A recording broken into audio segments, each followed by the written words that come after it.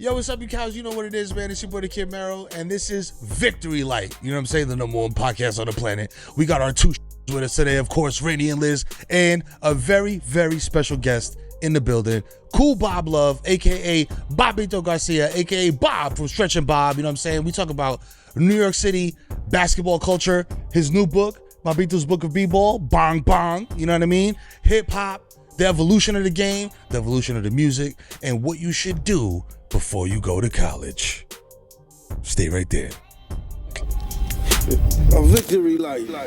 Yo, what's good? You know what it is, man. It's Victory Light. It's your boy, the Kid Mero, the human durag flap. Of course, in the building, we have the one, the only Lizbel Ortiz, La Matatana, the super New York City, you know what I'm saying? And on this side of me, you know what I'm saying? I got the Yap God, Yapaholics, you know what I'm saying? Sir, real Yap. Real Yap shit, you know what I'm saying? He might have tattooed some cherries on your titi's back, you know what I mean? Back in the day. It's true. You know what I mean? He really did, you know what I'm saying? It's not a rumor. And today, you know what I'm saying, is very special because we back in the studio, guys. We feeling good. The lighting is sexy because we got a very sexy guest. This guy is a legend in 2 games. I'm not even going to say like Pee Wee Kirkland because he might be even more popping than Pee Wee. If you a man like me or a woman or a they or that, whoever you are, if you were introduced to your Mount Rushmore of hip-hop, this is the guy that did the introducing. He made them freestyle on the radio for you. You know what I'm saying? And then he had Lord Sear make fun of them. You know what I'm saying? The Mount Rushmore of episodes. He's the voice of New York City street ball, you know what I'm saying? From documentaries to your console at your crib, you know what I'm saying? Even if you're a suburban little, you know what I'm saying, Chad, you've heard this man's voice, you know what I mean? This is the 5-borough Boricua, you know what I'm saying? All City King, Kool Bob Love, better known as Bobbito Garcia. You know what I'm saying? Thank you. New York legend, baby. You know what I'm saying? I appreciate Welcome that, to the man. show, Much gang. love to my brother Pee Wee Kirkland, man. That's a true legend in 2 games. Yes, sir. I might have to I thank you for, throwing me in the announcing sort of, hierarchy, but I think in the sneaker world I might just be a little bit of a You there. Historic cat in that level too. So You there? Yeah. We gonna get into that because you got whole books and documentaries and pieces of. You're a historian, bro. Like I am. People be like, yo, this person is the culture, bro. They rep the culture. Da da da da da. I'm like, bro, y'all use the word culture too much. I don't know if you're talking about probiotic yogurt, hip hop. Like, what the y'all talking about? But when motherfuckers talk about culture, you are the culture, fam. When it comes to like sneakers, hip hop, New York City, bro. Like if you could put New York City in a petri dish, Kool Bob Love, the Kool Bob Love virus will be released into the world. You know what I'm saying? Thank you for being with us today. We appreciate no you. doubt, Lizbel. Thank you, Thank you for the invite. The book is beautiful. I got to tell you that. The book is gorgeous. I appreciate that. For those who don't know, it's Bobbito's Book of B-Ball Bong Bong. Yes, sir. It's a memoir. It features 30 years of my 35mm photography. I've been shooting on the courts, for decades now, and not a lot of people know me for that. But this book is not only my memoir, but it's also like an art book, showing like 2-page spreads of my photography, Harlem, Brooklyn, Bronx. And then also it's kind of like a statement of New York City playground basketball history from the 60s to the present. So it's like a Mero, you mentioned triple threat. That's what my book is. Pass, shoot, and dribble from the position of holding it like that, You bringing that up is very interesting too, because some sections of it read like a textbook. It's like a history of basketball from like a teaching perspective, like especially in the chapter about Harlem plays the best ball in the world. You break down like the origins of like, oh, these guys went 88 games straight in the 33 season. There's sort of an academic appreciation for basketball as well as like just your overall passion and like love of the game. Fam, you spot on, and I'm proud for you to say something like that, because all of my books, I've written 3, right? One was fiction that was for kids called Aim High, Little Giant, Aim High. But my first title was Where'd You Get Those? Sneaker Culture 1960 to 1987. This one is Bobbito's Book of B-Ball Bong Bong. But in each of those 2 cases, I wanted people to look at them as textbooks. Yeah. But I wanted to write them in my natural New York voice, Latino, Boricua, raised on hip hop, so that a cat like yourself or anybody in a BX hall, whatever, they can read it and be like, nah, I don't feel like I'm in the classroom right now. I feel like somebody's talking to me. Right. And so I got to big up Edge of Sports / Akashic, because the publishers, they gave me that creative license. I mean, it was really a negotiation point for me. I was like, yeah, I can't rock with y'all unless you allow me, give me that rope to just be like, to say yo, or to say lo dejo pegado. It just Spanish comes in, slang comes in, but if you're not from any of these worlds, you can still read the book and crazy understand it. Because as a writer, I was very strategic in terms of providing a context so the people, because if I say, oh, he yummed it on him, like, you still understand what that means from the context. Yo, that's super important, because like there's 3 Dominicans over here, you know what I'm saying? And a lot of times we go into like these riffs and runs of like, oh, yo loco, deja esa vaina, suelta eso, you know what I mean? And then we being cognizant of like, yo, hold on, not everybody that's listening to this shit is gonna understand what we're saying, so we go back and hit them with the Spanish lesson of the day, like, you know what I'm saying? A lambong is somebody that shows up with a Dutch and no money for the eighth. You know what I'm saying? Like, yo, you want to hear something funny that reminds me? So I was a host / creative producer on a TV show called It's the Shoes back in 2005 on ESPN. First series in media history about the culture, right? I'm not talking about probiotic culture. I'm talking about real culture. Sneaker culture, right? I would, be interviewing Fat Joe or Carmelo Anthony or, whoever. And I would just be in my lane talking to them, yo, let it.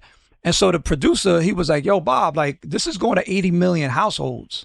We got to make it. And this is what he said. We got to make it dummy proof so that anybody, it can't be inside baseball. Right. It's like anybody could understand it. I said, cool. He just said it once. And then from there, I was like, okay, cool. If I'm going to say, la, la, la, I'm going to make it them understand. La, la, la, it means this. So you got into a little bit about like how you decided to keep your voice in throughout the text. Did you and your editors ever butt heads? Like, were there ever moments of tension? Like, how did you decide what to keep specifically versus like what to sort of clean up and present more? No butting heads. Dave Zirin is the head of Edge of Sports. That's the imprint on Akashic Books, which is the publisher. He's an author. He's written over 10 books about sports, time, social justice. But he's from Queens. Right. Played against Kenny Anderson as a kid, and he was a columnist for Slam magazine as well for years. Legendary. You know what I'm saying? His columns was crazy. So he understood where I was coming from. And the publisher, Johnny Temple, we went to Wesleyan University together. I know you went to Williams, but I know dude since the 80s. I know him for 40 years. Wow. So I didn't walk into that space with any resistance that, like anticipating like, oh, they're going to have pushback. Now, the original manuscript was 85,000 words. And they were like, yo, like, damn, you got to peel this back. Wow. You got to peel this back, and it was it wasn't pushback, but there was one chapter where I'm talking about my struggle with my college coach at Wesleyan, right? And they were like, yo, we want to cut this all together. I said, nah, you can't cut that, because you gotta understand the mud that I was in, quicksand, for you to understand, for you to appreciate when I'm at the top of the game and I'm now traveling and I'm on television and all this other stuff. So it's part of the journey, right? Ain't nothing cute. So, they were like, all right, cool. So I was like, look, I'll cut it. I was my own editor. I chopped like 22,000 words out of the manuscript for us to get it to like that pristine, level of like, okay, here's the strong, if you're making like a soup, you know what I'm saying? Like, you take your best vegetables, and when you chop and yo, this looks a little moldy here. Let me put this in the garbage. So that's what I did. I just cleaned it up, got it tight for them, and then they did the copy edit, make sure the grammar was right, and I didn't miss any I's, I didn't misspell anything, and then boom, and then we were Bro, that's how I know you from the hood, because you said Yo, when you get a vegetable that starts to get moldy, you chop the piece cut off? off the moldy part. Some people are like, I just throw the whole thing in the garbage. Yeah. This is well, I mean, what's an ear of corn? $1.50? Who gives a crap?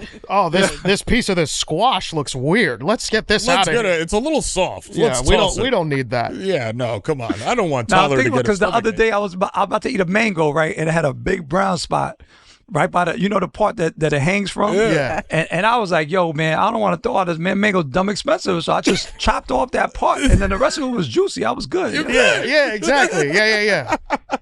Yes. I mean, speaking of the hood, like all of us here are from New York. So obviously, I read in the book, I wanted to ask you about this, that on 9/11, you woke up to like a bunch of missed calls. I would love for you to tell us about that day. That's emotional for me to talk about, for any of us. Yeah. Yeah, of course. And, it's interesting. I was talking to my co-parent this week, in fact. She's from D.C., right?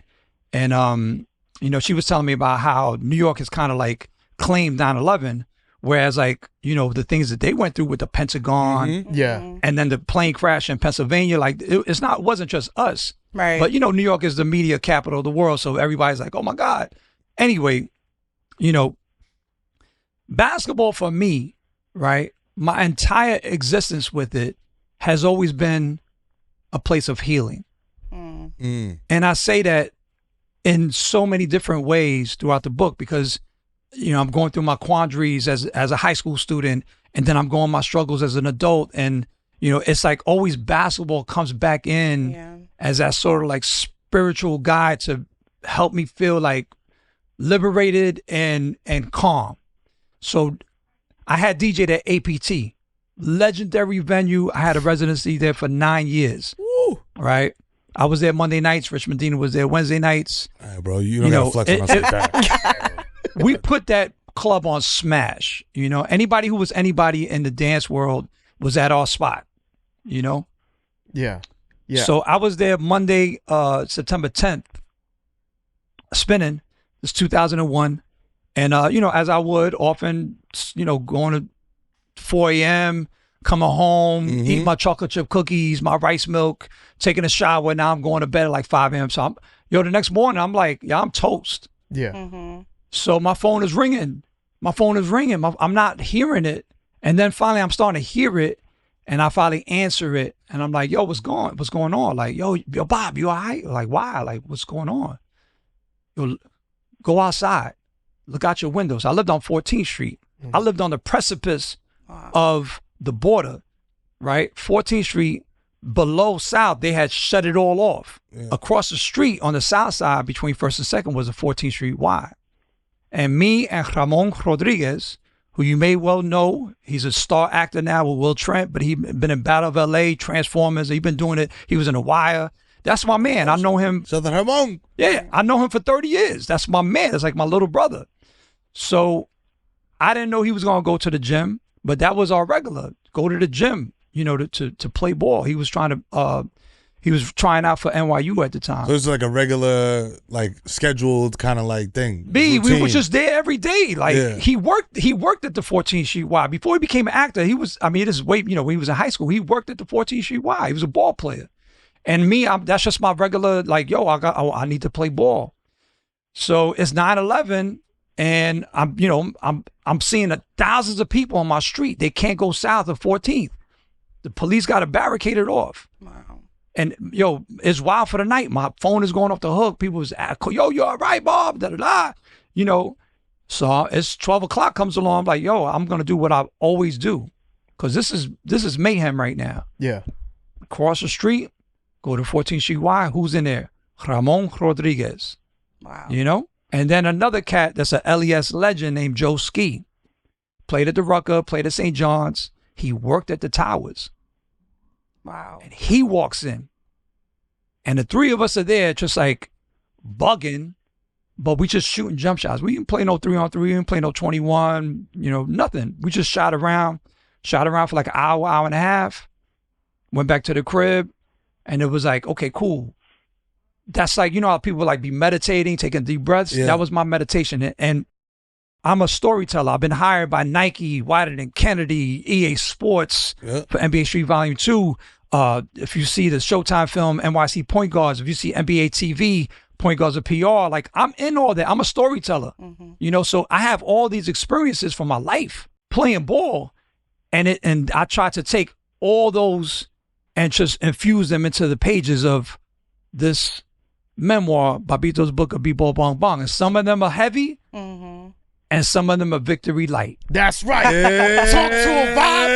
Talk to him, Bobbito. That's what I'm saying. Play with your body, Bob. Yo, mashed potato. Come on. Applesauce. They know. Applesauce. You know what I mean? I think that that's one of the most New York things ever, of like, yo, this is happening around me, but I gotta go to the Y. But I thought that it was so beautiful that you had a place of peace, you know, like a place where you could go where it's like, this is where I'm going to kind of like get my mind off of the problems. My true sanctuary would not have been the Y.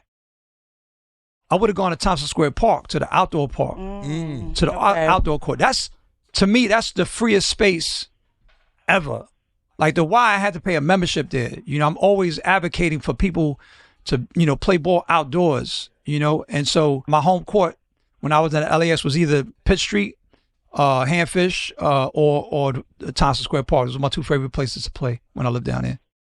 But anyway, I couldn't go below 14th Street, so that's why I just went to the Y. Right. It was like, yo, it's there. I gotta go hoop. I gotta go do it. Yep. What is the difference too? Because like I was gonna say as a ball knower. You know what I'm saying? Like this, I tell my kids all the time. I'm like, yo, when they shoot around, they practice in like my driveway, and the asphalt is all uneven, it's all fucked up, the rim is mad tight.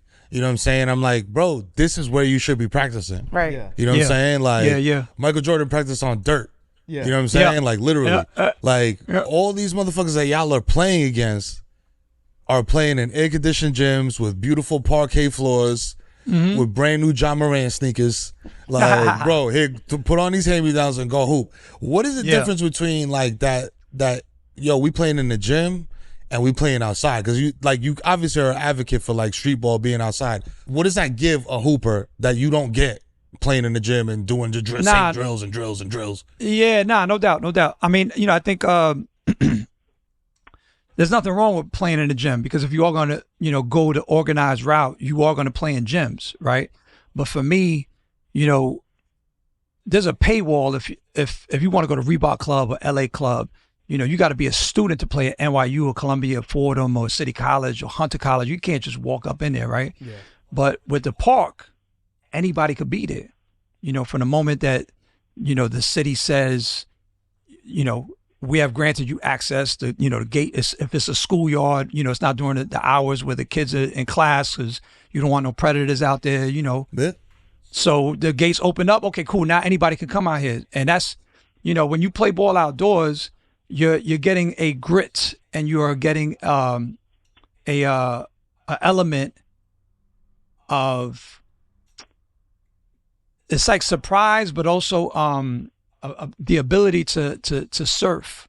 You know, like if you surfing, like, you know, the waves are not flat. Right. Waves is like, and that's how, when you playing ball, like all the courts are not always level, flat.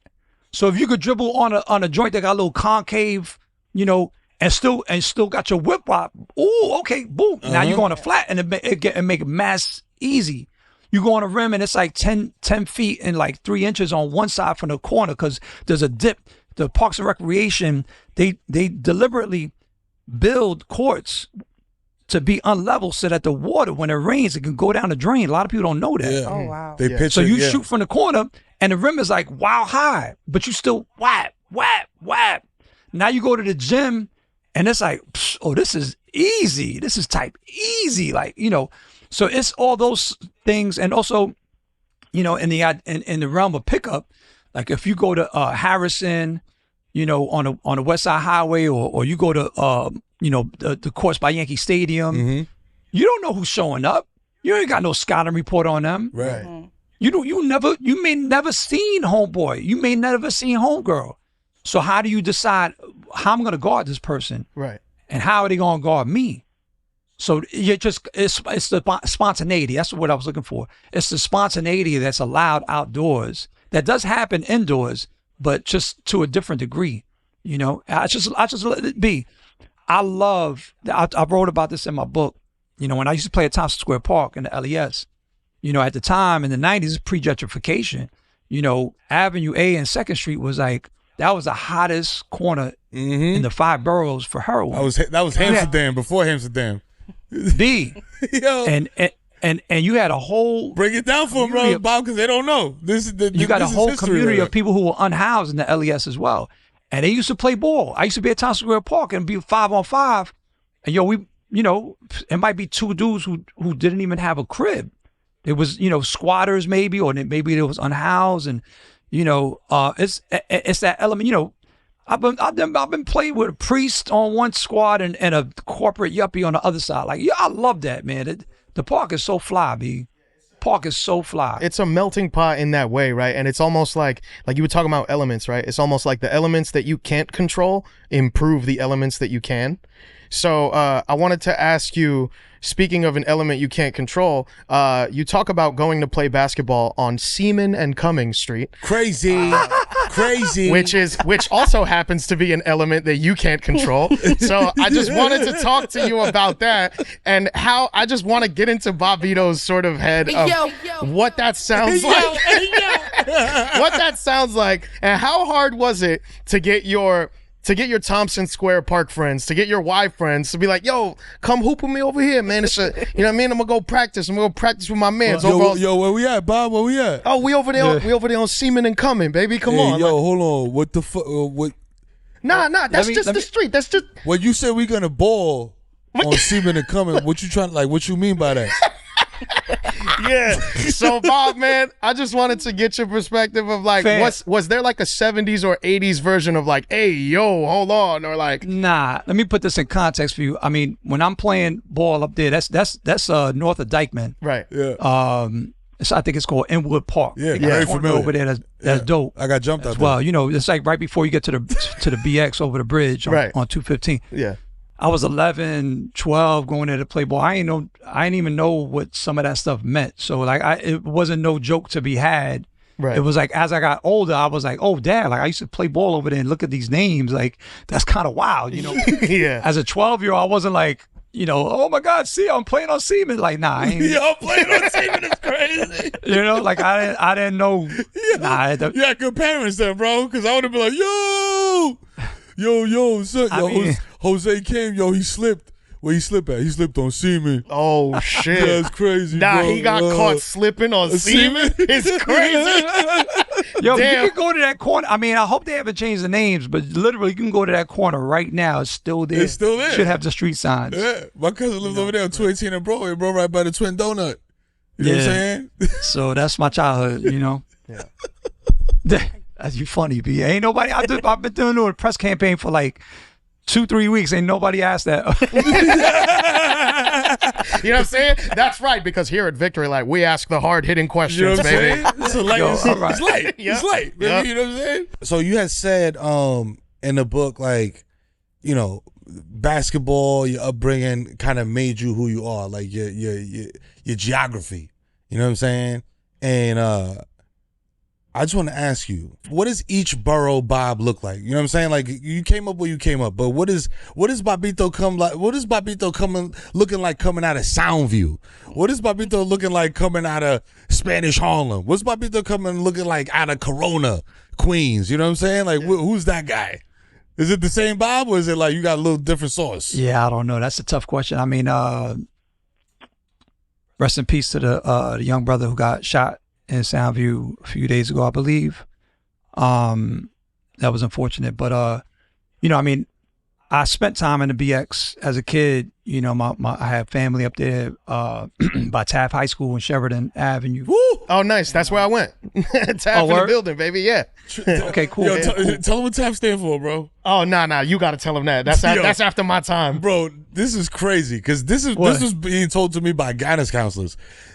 They was like, yo, you don't want to go to Taft, bro. I'm like, why not?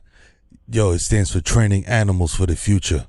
Like, come on. Wait. That's crazy, bro. They had balls on the windows. Yeah. That was the school where they threw a teacher out the window, bro, because shit was getting staticky in there. Jesus Christ. Yeah. Oh yeah, my yeah. God. Yeah, I went there after the mayhem. but BX all day, holla. That's where I go. Yeah. Yeah. And I spent time at Orchard Beach as a kid, and but had I grown up in Soundview, I don't know. I think you know, and I expressed this in my memoir, Bobbito's book of B-Ball Bong Bong. You know, the Upper West Side was very particular, in that, you know, we had a strong writers community. You know, we had a very deep Jewish community. You know, we had a ton of Haitians, you know, coming into the city, ton of Dominicans eventually, like towards the late 80s, but I'm talking about the 60s and 70s. Is heavy duty with Boricuas and you know, in my building alone, like we had people from Thailand, from Vietnam. They had businesses, and you know, I had an interesting childhood in that I was able to get a view of, you know, low income, middle income, and upper income just from my building, just being in the elevator going up and down, because it was a Mitchell Lama.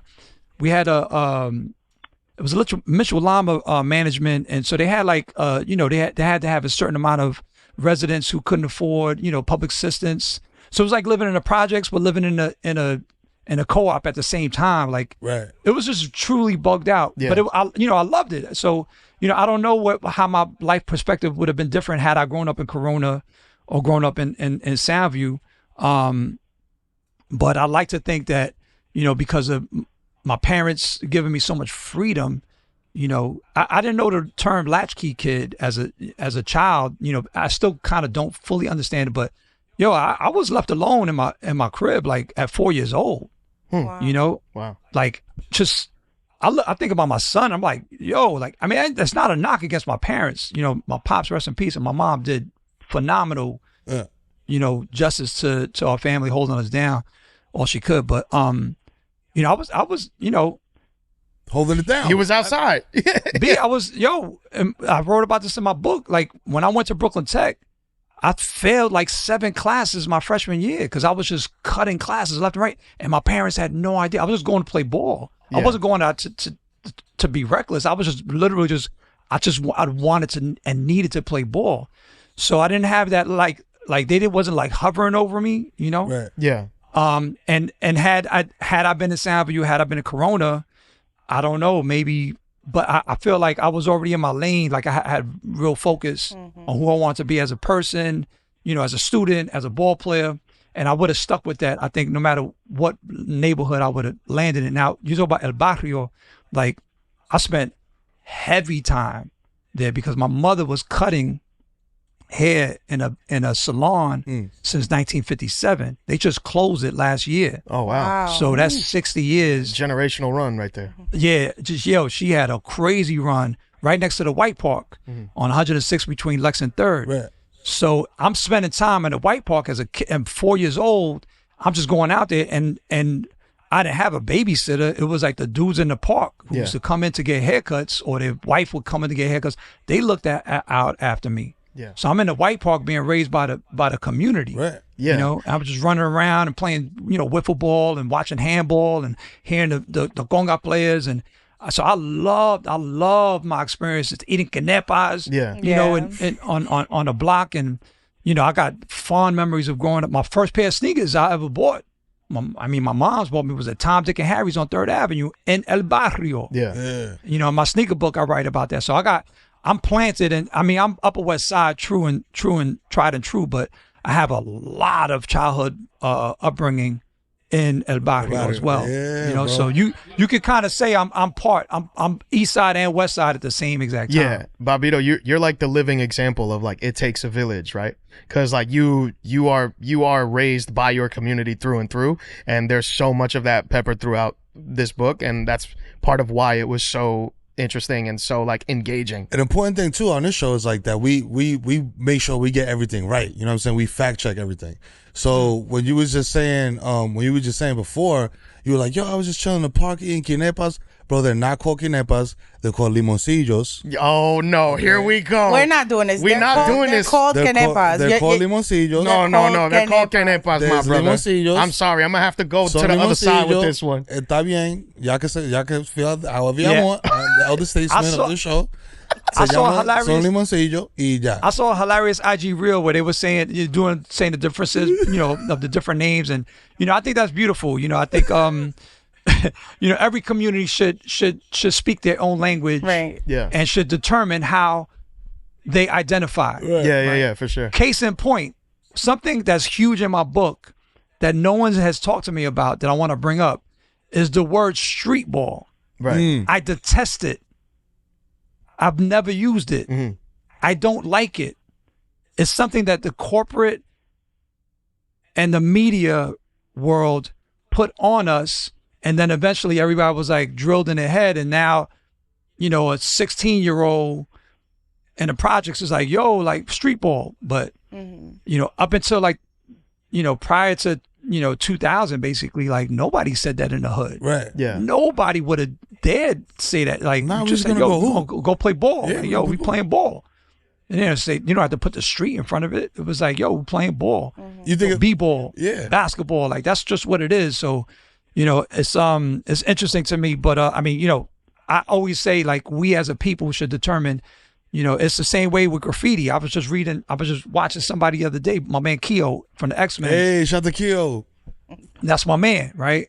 He was like, yo, man, we didn't call ourselves graffiti writers. We were just writers. Yeah. It was when they did the book, the art of the faith of graffiti, that the people who didn't understand what we were doing, they put the word on us. Right. Same thing with breaking, b-boying from the Bronx.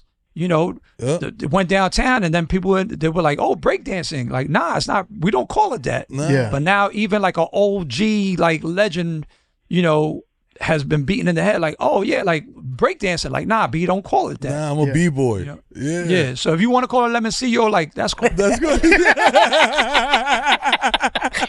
Nah, it's crazy because before you said about my group of my friends that were writers, I immediately went to like, oh, graffiti. Yeah. Like Yeah, that's yeah, what my of brain course. immediately went as a graffiti writer. You know But what I'm that's saying? because where we from. We don't. Yeah. So listen, man, ball is life. Clearly, you know what I'm saying. Bobbito's book of basketball. I said baseball. It's crazy. That's the Dominican coming out. Bang bang. You know what I'm saying? Yeah. With the limoncillos and the baseball, always. Ball is life, man. And you talk about its impact on you. You know what I'm saying? How this hit me. Because this is a real thing, bro. And if you're not from New York, you might not know about this. But if you are a hooper from New York, you know that you had the Olas under the jeans all the time, ready for a game of 21, bro. At any point could break out. You know what I'm saying? You was always ready. So I want to talk to a little bit about like the evolutions that you've seen. Because you've been in it, like you said, 60s, 70s, like historian of hooping in New York. Like, what have you seen, man, like, over the years? Like, the evolution of the game in New York. Like, the good, the bad, the ugly, all of it. Because I got a whole little bullet list of, like, other questions. Yeah, no, I mean, that's a loaded question. And I think I feel confident that I was able to display the evolution of what I witnessed, as a youngin', just watching and then becoming a ball player, and then by 83 I started becoming an announcer. So I haven't just played against dudes or played with. I've watched and I've done play-by-play. So I've seen like the steps, and certainly like in the last 25 years, we've seen like the curtain just be opened up, and now the rest of the world knows what we're doing here. But prior to that, it was like this clandestine movement, Yeah. So, with the advent of social media, which has been beautiful, a cat like Isaiah from Harlem, he got the jelly. Yeah. Okay, now you got people in Japan doing the jelly. Right. But prior to that, they may not know what that is, or they might have done it, but they didn't know what it was called. And meanwhile, like, prior to it becoming jelly, it was the jelly roll. Yeah. Prior to that, it was the butter roll. Prior to that, it was the dip. Oh, he dipped it on you. Oh, he, pah. Yeah. There's a whole, Right. There's a whole derivation of, there's a whole legacy of that move, you know, dating back to the 70s. It might even be before that. Right. I know it from the 70s. You put the ball back here, like you're going to dunk, and then the last second you go, poof. Yeah. You know, so that's the evolution, is that, you know, we are exposed, and now we welcome, you know, anybody from any part of the world looking like us, assuming our creativity and furthering it. Yeah. You know, there's a dope documentary called Handle with Care about the Knotted Crew in Vancouver that Chris Paul was an executive producer of. You know, it's online and everything. I'm an interviewee in it, and but you know, they in Vancouver and they doing wow ass moves. You know, but they inspired by the aesthetic of New York. Yeah. You know, and so New York is like the foundation. I said this a long time ago, and it actually became a clothing line. But basketball was born in Springfield, but it was raised in New York City. Wow. Yeah. Right. And, so, and that's the evolution, right? The culture expands and you know, keeps on pushing the plateau of what it could be in New York and globally now too. You know, and it wasn't just New York, but New York is like where it was super concentrated. Yeah. You know, Right. You know, you buy like detergent, and sometimes you gotta add water to it because it's so. Yeah. That's what New York is. New York is like the you know, The concentrate. Yeah. the concentrate. Yeah. You know, Yo, you just need like 2 when you was a drops of kid, this shit. you had Minute Maid, the orange juice, that The was frozen frozen, joint? that you would never drink now because there's so much other choices that are way better. Yeah. This shit's like 20 for $1. Yeah, yo, you You keep trying to let it sit in water overnight type shit. New York City's like when you keep adding water to the Dawn. Yeah, The dish soap. Let me just drop a little water, just shake that up. Shake this shit up. You be alright, bro. Yeah. Extend it. Extend it. Extend that shit. Yeah. It's funny that you bring up, you know, like the evolution of the game and everything, because one of the most powerful quotes to me in the book is on Frankfurters on the Beatbox, where you say the live recording of flashes on the beatbox was a litmus test to know who was down and who wasn't. And like Three's The Body Rock did the same thing for when you played somewhere else. So Yep. in the book, you the quote ends with you saying you had to be inside the culture, living the culture to be up on it. So how, you know, it's just interesting to get your perspective now live, you know, versus like written in the book, because now you see it on your written all over your face that like, yo, this, like, it's pieces of the culture have survived the times, but like you said, with the advent of social media, so much of that has changed. And I think it's just a beautiful thing to have, you know, this text, you know, like detailing the history of the culture, and like the fact that like there are people in it that were from it that are still putting time in, putting effort in to make sure that this is who we are. Nah, no doubt. I mean, listen, you know, y'all do a podcast, right? You got your audience, you got your followers. You know, we as public figures, we have a duty, Right. you know, and if, you know, Professor David Hollander from NYU, he's an author as well. He teaches a class. He wrote a book called How Basketball Can Save the World. Yeah. And he said, yo, Bob, man, you like the poet laureate. How you say that word? Laureate? Yeah. Laureate, said- yeah. I be saying he said shit you like wrong all the time on purpose. I be like, yo, I said it wrong on purpose. Yeah, like He Limon. said you like the poet. He said you like the poet laureate of playground basketball, and I really appreciated him saying that because of, you know, the stature that he's in, you know. But ultimately, like, if I'm gonna write a book, I gotta represent correct. Yeah. I mean, that's you know, that's just always been my lane. Like whether it was sneakers or, you know, hip hop, me and Stretch on the radio. Like, yo, we're gonna do a radio show, we gotta do it correct. Yeah. That's the conditioning that I had as a kid growing up in New York, playing balls. Like, yo, you don't come to the park half-assed, don't half-step. You know, Kane said ain't no half-stepping in Right. '88, but Right. that was the motto way before that. Like, yo, don't He just put it on the beat. Yeah. either do it right or don't do it at all. Right. You know, so That's a fact, man. I appreciate what you saying, that B. And it's ill because that's rare, bro. Like a lot of motherfuckers just go out there and just do something just to do it and see what happens. But like the reading the book, seeing your career, like your longevity, how you're still relevant in the space, people still come. You're like the OG of like this shit. You know what I mean? Like when people, like you said, like you're in so many documentaries, you're getting tapped for interviews so much because your knowledge is so deep. You know what I mean, of the game. And like as somebody that like, you know, loves basketball. You know what I'm saying? Like, I look at somebody like you as like a Professor X. Like, yo, this motherfucker knows everything. Like, yo, Nah, you know what I mean? nah. So every time I want to ask a question, I'm like, yo, I was like I got a whole like, because I told the kids that I coach, like, yo, if you want to see basketball the way it's supposed to be played, watch the W. You know what I'm saying? Watch the women's game, because they like that. Like, they're really like this. Like, the sets are there. Everything's clean. There's motion. There's ball movement. Yeah. You know what I mean? Like, all this stuff is going on. And they still got ISO as well. Right. It's like it's mixed in It's with mixed in, right. with the teamwork. It's a lot less hero ball. It's a lot less like, yo, fuck it. Like, I'm just bigger than you. I'm gonna just yam it on you. It's more like strategic and game. Like, the bags are deeper. You know what I'm saying? In my opinion. You know what I mean?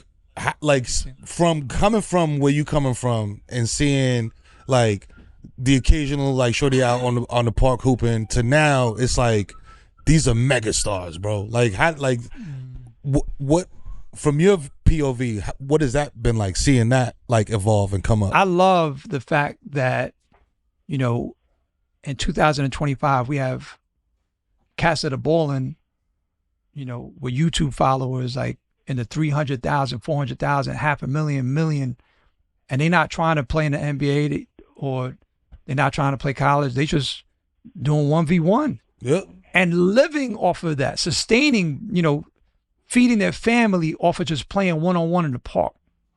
So that's beautiful, man. And that couldn't have existed prior to social media, right?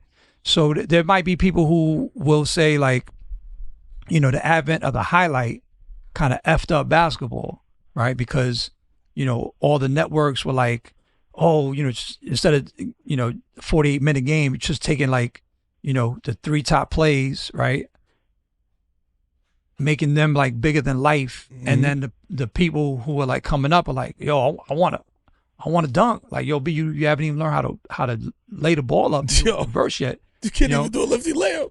Yeah. So, you know, I mean, but that's just what it is, because everybody loves the highlight, right? And, you know, ultimately, I think, you know, we seek the guidance of elders and coaches and trainers, or we, you know, if you're just self-educated, right? You watch and you decide for yourself, like, oh, like, yo, I like the way she plays. Like, yeah, let me set a pick. Let me move without the ball. Let me play lock-up defense. It's going to give me opportunities for offense. And you learn those things, you know, through playing, through experiencing.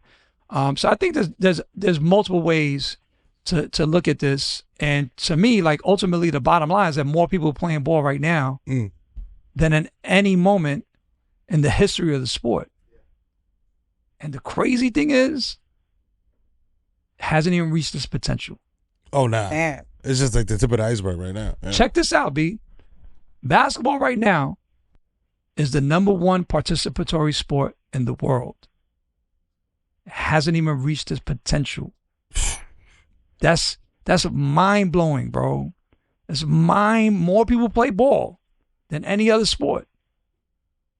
And imagine how much more can grow. That's crazy. And that's why New York is so important, right? Because everybody looks at what we're doing, you know, Zone 6 and Gersh and Brevoort and Dykeman and Rucker and Kingdom and my tournament, FC21 All World. I do it in 30 international locations. You got Hoops in the Sun. You got West Ford. Yo, shout out to Joe Cruz, Hoops in the Sun, Orchard Beach. Yeah, happy 25th anniversary. Yes, sir. You know, their father was a friend of mine.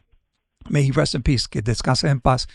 But, you know, it's like we doing all these things in New York that's resonating, and the rest of the world is like, wow, like we want to do a summer tournament too. Like, oh, yo, we want to play pickup too, or, you know, and it's growing, it keeps on getting bigger and bigger and bigger. So, you know, I love the evolution that you sort of like are like considering here. Like we're all like, we're intellectualizing things that are just naturally happening outdoors. That's fire. So, as a hooper, do you prefer to play 5-on-5, full court, 3-on-3, or you just one of those dudes that's like, yo, roll the ball out, bro. Let's play 21. I don't give a fuck what we playing. Well, in 2013, I started a tournament called Full Court 21 originally. Now it's called FC 21, for the very reason of my goal of inclusivity, right? Because if you roll up to the park and there's a 5-on-5, 3-on-3, you'd be like, yo, who got next, right? and it might be like 3 dudes who say, I got next, or now I had next, and then you wait in, and they may not put you down if they don't know you, you know, so you got to wait. But when Cass is playing 21, you roll up, you don't have to say who got next. You're like, yo, who got the high? 10? Yo, I'm jumping in. And you just jump in. That's an inclusive moment, right? And it's not like it's a 5-on-5. Y'all played in 21s in Harlem with like 14, 15 dudes. You know? You know what I'm saying? We all playing 21 and getting double treated is mad fun. So, me personally, I love the freedom and the liberty that 21 gave me, because there's no coaches, no teams, no teammates. You ain't got to be mad at your man for not, you know, getting back and boxing out. Like, nah, it's all on you. So anyway, I came up with this concept in 2013. Shout out to my man, Manny Maldonado. He runs the Chosen NYC tournament, but he's the one that introduced me to Full Court 21. We was in a boys club in Harlem. What? And yo, B. Full Court 21?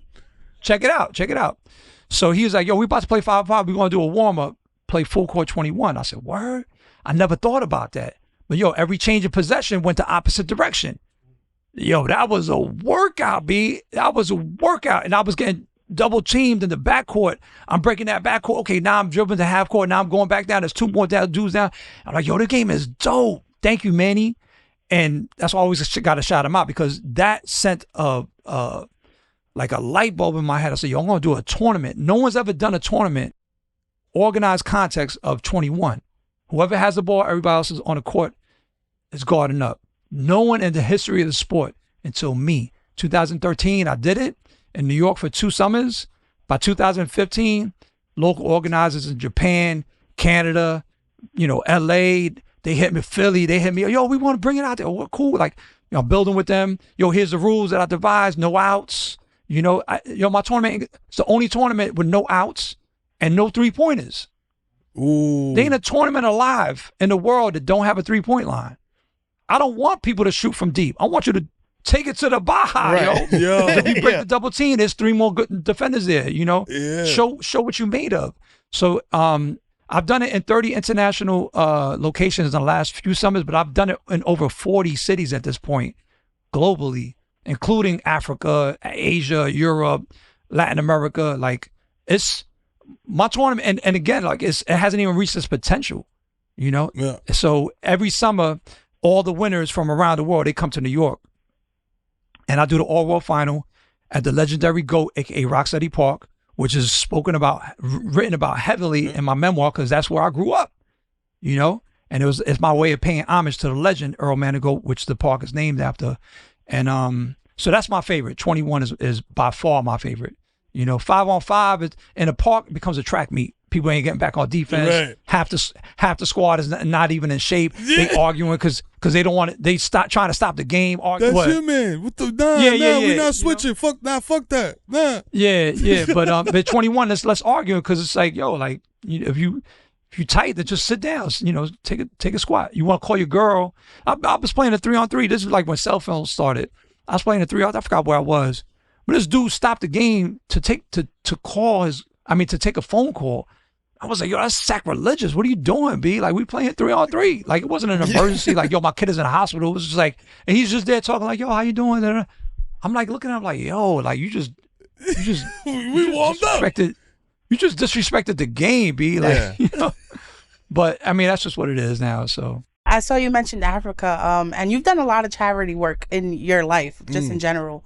But one of my favorite parts of the book was you had taken a trip, and an 11-year-old girl had written you a letter about a pair of shoes that you had gifted her. You had donated, and she was in the position that she was. You know, she had lost both parents, and she never thought that she would own sneakers.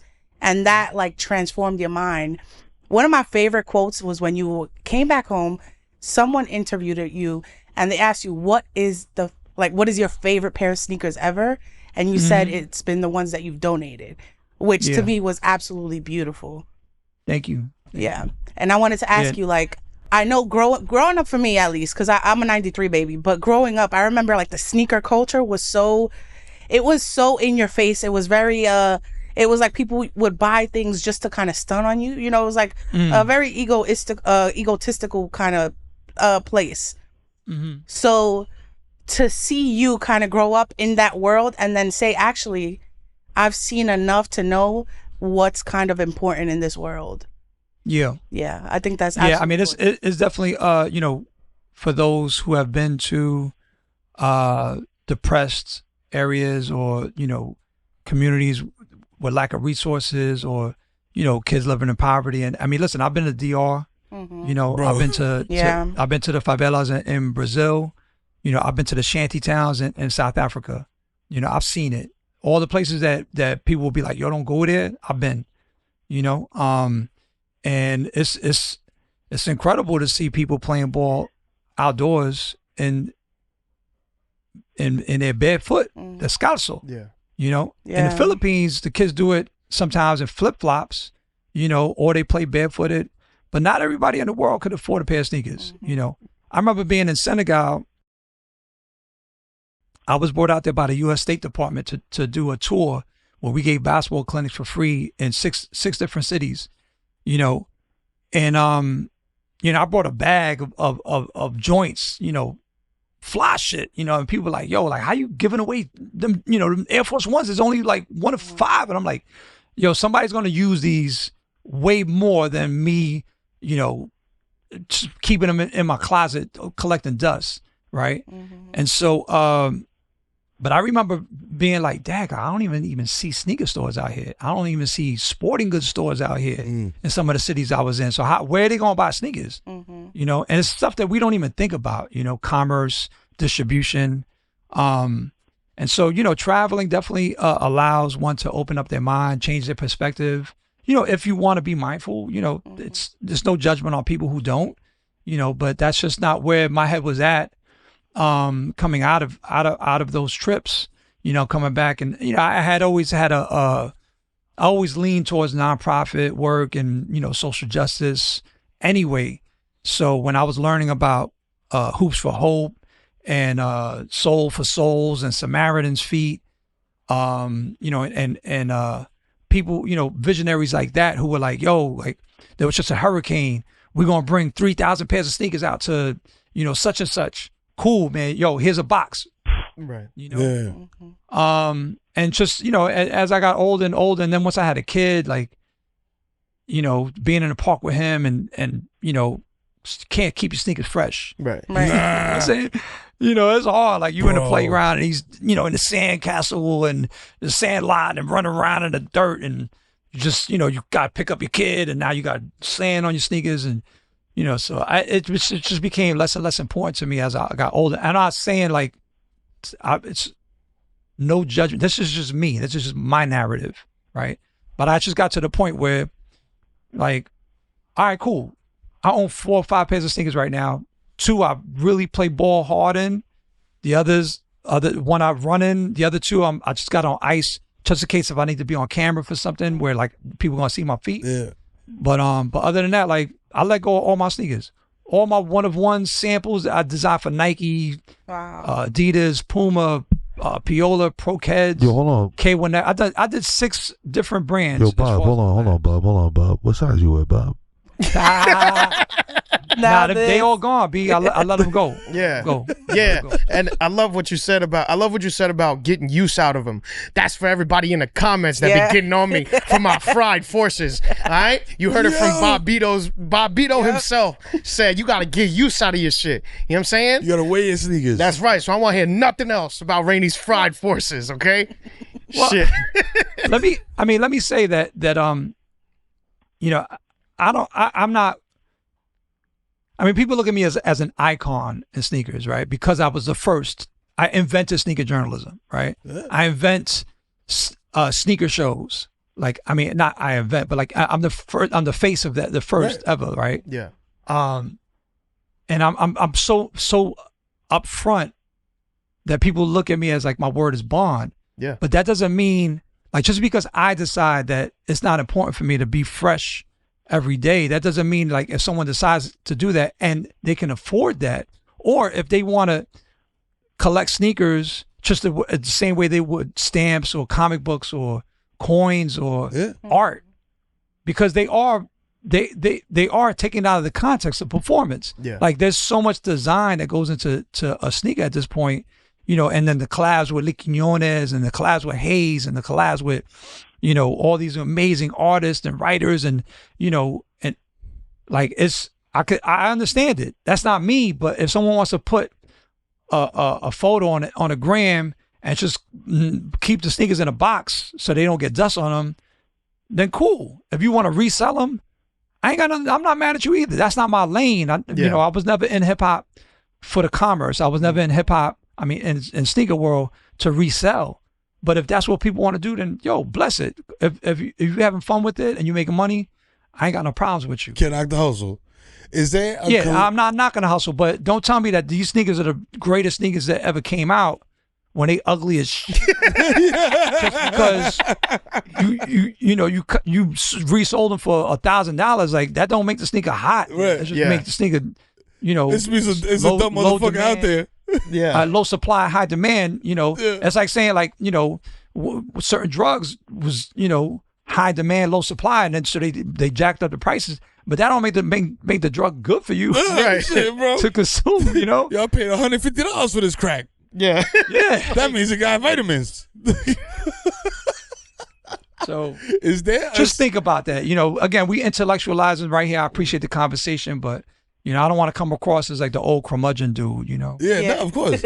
But you got listen. Sometimes you got to say what needs to be said, though. You know what I'm saying? But going off of that, like, is there like you said, you have so many one-on-ones, so many collabs, so many had. yeah, right, sense. right, had. Is there one that like stands out to you as like, yo, this was really important to me? You know what I'm saying? Be it for the cause, the design, the person, the team you were working with. Nah, well, Lizbel answered that. You know, like the section in the book where, you know, it's like the most important sneaker was like when I was in South Africa, or was it Zimbabwe? No, it was Zimbabwe. It was in Zimbabwe, and I had these Adidas did a collab with the NBA where they were doing like shell toes for each team, and they sent me the San Antonio Spurs ones, and it was cool. I wore them in a couple photo shoots, whatever. But you know, I wasn't going to ball in them, so I donated them to Hoops for Hope. They sent them to Zimbabwe. And this was like years later, like I'm out there, one of the coaches had some fly joints on. I'm like, yo, them in my head, I'm like, yo, them just hot. And then I'm like, oh shit, those are the ones that I gave 5 years ago. Oh shit. Wow. Whoa. You know what I'm saying? He got them on in Harare, Zimbabwe, my dude. Yeah. Wow. You know, and he's just there joyfully like coaching kids, and half of the kids don't even have sneakers or socks, you know. And it's like, I was like, yo, like those are my favorite sneakers right there. Of Yeah, all that's time. beautiful. And it could have been any brand, any models, you know, it just happened to be Adidas. But, you know what I'm saying? It's more the concept that I was able to give to the world and then witness it myself. Because a lot of times I've given out sneakers and I never seen them afterwards. Right. It's like, now I'm on the other side of the world, you know, and I'm seeing the joints that I gave. Like, I was like, yo, that was trippy. Being put to use. Yeah, nah, bro. And like you said, like it wasn't about the actual tangible thing. It was about the story behind it and what happened after that. Listen, man, street ball, I mean, you know, we've said it's been called that. It's just basketball that we play outside. You know what I'm saying? And you know, I feel like New York City's known for, and like I'm sure you could speak on this at length. New York City's known for playground hoopers, like your Kenny Andersons, point guards, New York City point guards, Rod Strickland. You know what I'm saying? Like the list is bananas. Bananas. The list is endless. Endless. You know what I'm saying? What do you think it is about New York City that produces guys like that? You know what I'm saying? Dogs. That guys like Lance Stevenson. We seen Lance Stevenson 1v1 Mike Beasley, whatever. But that was dope. You know what I'm saying? Dope. And that was like you said, like that was dope for the culture of basketball. But like, what is it about New York City that creates these types of players, man? Like that now on social media they're doing memes about it. They're like, yo, this is what a New York point guard plays like. This is what a Chicago point guard plays like. Yeah. I mean, I don't pay no mind to that because, you know, our game has been globalized, you know, so it's, you know, you could see a I mean, even people when I was coming up, they'd be like, "Oh, you're a Brooklyn ball player, rocks like this," but somebody from the Bronx, right? And it's none of that has ever been true. People used to think Brooklyn is hardcore ball, but then you got Dwayne Washington, aka Pac-Man, aka Pearl Washington. Like he was as fancy as it came. Fly Williams was as fancy as it came. They both from Brooklyn, Brownsville at that. So I don't pay no mind to that. That geographical sort of like putting someone in a box. But I will say that New York has this folklore. It's got this history. It's got the crowd. That's one of the biggest determinants of how people play.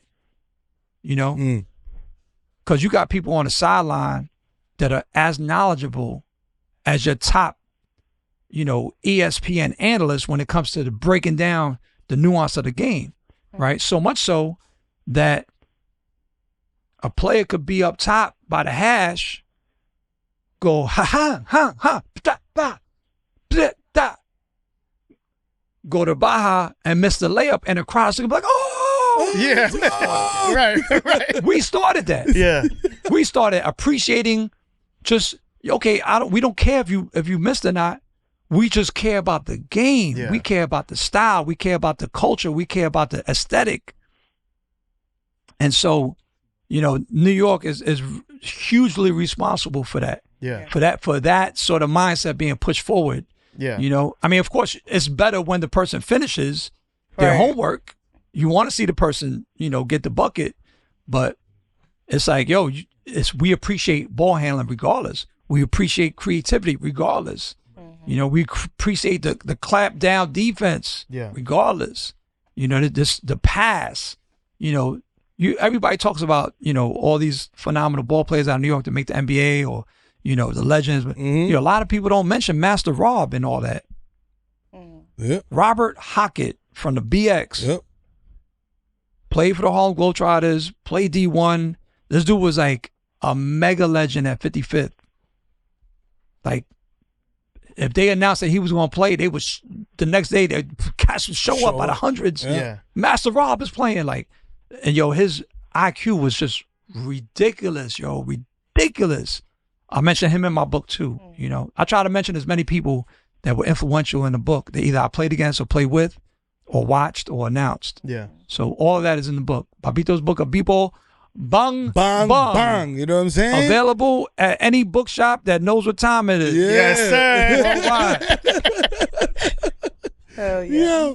So listen, man. This is about, we like to make motherfuckers laugh on this show. You know what I'm saying? And you gave all the game in the world.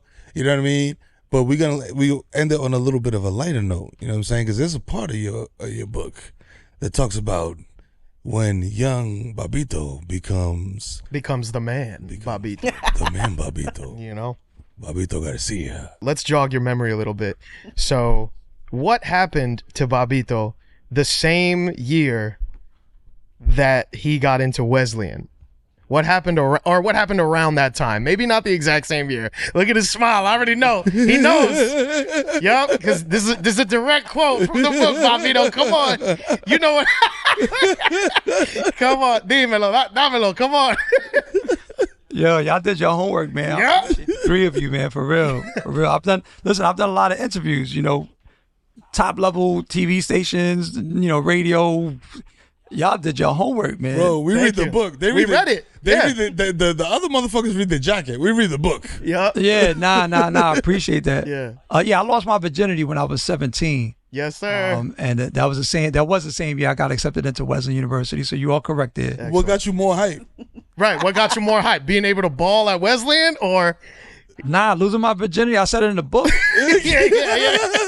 Like, no. I mean, no. I'm saying I said it in the book. Yeah. When I lost my virginity, literally, after I BUST, my son is in the other line. We got you. After I released, I was like, why is everybody so bananas about to be playing ball? Oh man. Right. Now, I know I don't want the person who I had that experience with to read that and be like, oh, dag, like, why is he whack? You know, why is he trying to degrade me? It's not a, you know, it's just how much I love ball. I mean, not now, you know, moving forward as I learned what to do a little bit better. It became more enjoyable, but the first time it was whack. I was like, yo, I could have been playing ball right now, you know. Yeah, man.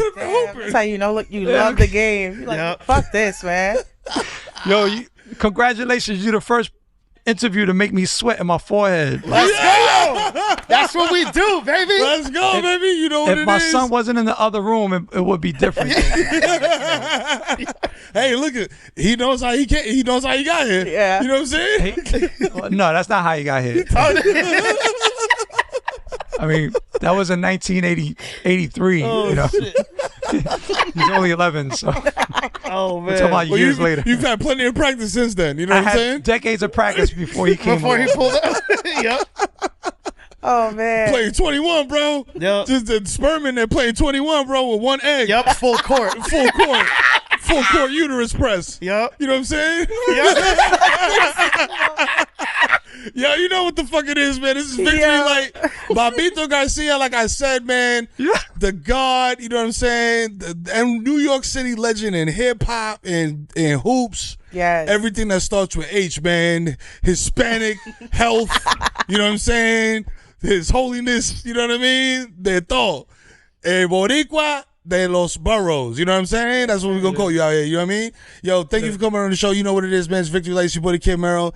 Lizbel Ortiz, the super bitch in New York City, La Matatana. She's on the rise, baby. She's hotter than lava. And we, on this side, we got Rainey Ovalle, the God, you know what I'm saying? He's hotter than fish grease on the fucking July afternoon, goddamn it. He's popping. Yapaholics, trapaholics. Of course, ladies and gentlemen, we're gonna sign off with the legend, Bobbito Garcia. Anything you want to tell the people, my man, before we did? Yo, just I gotta express gratitude to the fullest, to the three of you, to Patricia as well, to Minh and Hasan on the behind the cameras and everything, the production, but also people. My handle is Kool Bob Love, KOOLBOBLOVE. That's Blue Sky, Twitch, Patreon, IG, Facebook. You know, just across the board. And my website is Kool Bob Love, KOOLBOBLOVE.com. You can find where to purchase the book online. Support your black and brown, Asian owned brick and mortar mom and pop stores. You know, I've been blessed to have some incredible support from them. I also have a street team selling my book at West 4th. At Doodle Buyers in the Bronx. Woo. You know, I got sneaker resellers pushing my book to, the cats that know who I am in that space. Like, I'm full out. That's tough. I got record stores, Poise in Bed-Stuy, Moods Music in Atlanta, De La Playa in Los Angeles, Lucky in Miami. Yo, I ain't waiting for nobody to get my book out there. So that's why I'm so grateful, because it's an indie publisher. You know, I'm a cat that's been indie as F, for decades. So being on a podcast with y'all to express myself, to get my story out there is a blessing. And to everybody out there in the audience, be safe, be knowledgeable, and think about how we affect the rest of the world. All right, peace. Yes, sir. Bobby, Kool Bob Love on all socials, man. Make sure you follow that man, because he is a wealth of knowledge, man, and I'm sure he'll answer your DMs. You know what I'm saying? If you're respectful. Yeah, that's right. I do. And speaking of health and the culture, make sure you eat your mashed potatoes, your applesauce, you know what I'm saying? Your buttery biscuits. Yup. Kool Bob Love, baby. Yes. Sure. You don't stop the kid. Yes, sir. You know what I mean? Victory, like you heard. Shout out to Minh, Tran, the freaky man. God damn it. Victor's in the building, but he's set up the lights and he dipped. You know what I'm saying? Shout out to P. Wizzy, Quinn's in the house. And of course, Hasan insane. You know what I mean? Peace.